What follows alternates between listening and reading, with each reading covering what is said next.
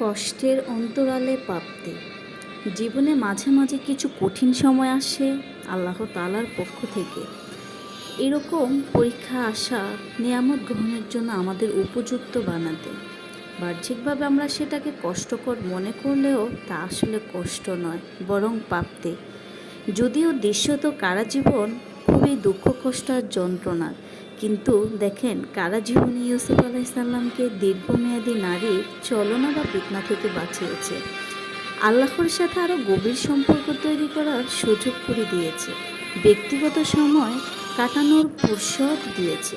জেলখানার চোর ডাকাতের ভালো মানুষ রূপান্তর করার সুযোগ এনে দিয়েছে।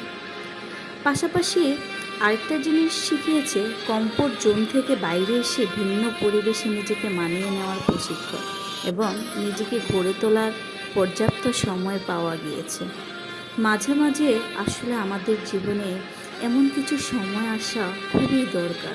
সমস্যাকে সম্ভাবনায় রূপান্তর করা, জেলখানার বন্দি জীবনকে দাওয়াতি জীবনে রূপান্তর এবং চূড়ান্ত ইমানি পরীক্ষার উত্তীর্ণ হওয়া।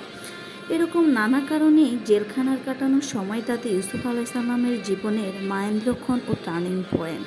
এবং আমাদের জীবনও এই ইউসুফ আলাইসাল্লামের জীবন থেকে শিক্ষা নেওয়ার অনেক বিষয় রয়েছে।